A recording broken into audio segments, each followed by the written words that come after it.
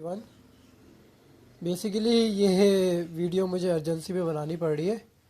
आज से 1 महीने पहले ना किसी ने मुझसे कुरान मांगा था। वो बेचारा बंदा ना कुरान पढ़ना चाहता था तर्जुमे के साथ। तो उसने कहा था कि यार मुझे ना कुरान चाहिए, आ, अरबी यानी कुरान मुझे चाहिए पढ़ने के लिए, ताकि मैं तर्जुमे के साथ पढ़ सकूं। वो कह रहा है कि मुझे जो पीडीएफ में कुरान मिल रहे हैं उनमें तर्जुमा वगैरह कुछ सही है नहीं, तो इसलिए ना तो मुझे आप ना एक काम करें, मुझे उसके ज़रिए सेंड कर दें, कोरियर के ज़रिए। तो मैं सबसे पहले डाइवो वाले के पास गया, वहाँ मेरा एक अकाउंट बना हुआ है कोरियर का। तो डाइवो वाले ने ना लेने से इनकार कर दिया। वो कह रहे हैं इस्लामी बुक्स और कुरान पाक ना हम नहीं भेजते क्योंकि इसकी बेइज्जती होती है। ठीक है। अब फिर उसके बाद मैं एमएनबी के पास गया, इसी तरह मैं टीसीएस के पास गया। सब ने कुरान पाक लेने के लिए मना कर दिया। देखिए, आप हज़ारों किस्म की चीज़ें लेके आते हैं, लेके जाते हैं, भेजते हैं, मंगवाते हैं, पूरी दुनिया से चीज़ें आती हैं, लाहौर से कुरान बन के कराची आते हैं, तो फिर इस कुरान को क्यों नहीं भेजे जा रहे?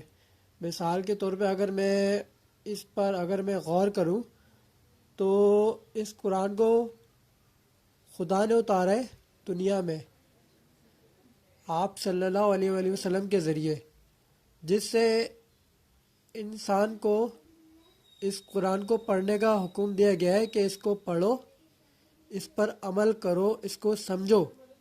और हमने क्या किया है, हमने कुरान को महफूज करने के लिए उसे जुल्दान में पैक करके और उसको रख दिया है कि हम इसकी हिफाजत करेंगे। जबकि देखा जाए तो ये कुरान पाक इंसान का बनाया हुआ नहीं है, ये खुदा का बनाया हुआ है।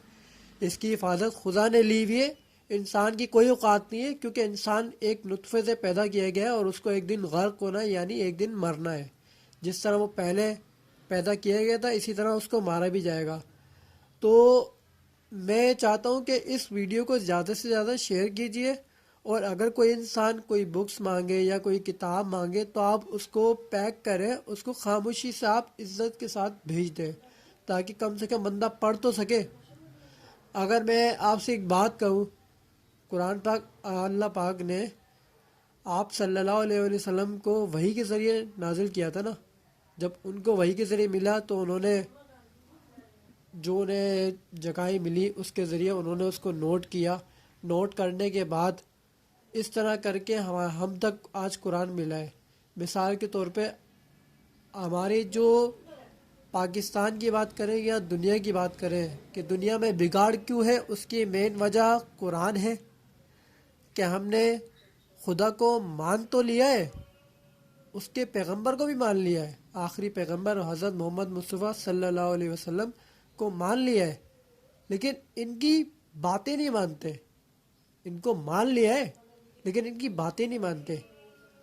तो उनकी बातें मानने के लिए एक तो इन पे ईमान लाना और इनकी किताब पे ईमान लाना और इनकी किताब को पढ़ना, उस पर अमल करना और अपनी ज़िंदगी में सुकून पैदा करना है। बहुत से लोग मेरी नज़र में वो मुझे बोलते हैं कि मैंने 4 कुरान पढ़े थे रमज़ान में। अब आप मुझे बताओ कि आपने 4 कुरान ख़त्म करने के बाद कुरान से क्या सीखा? आपको कोई एक मैसेज मिला कुरान से?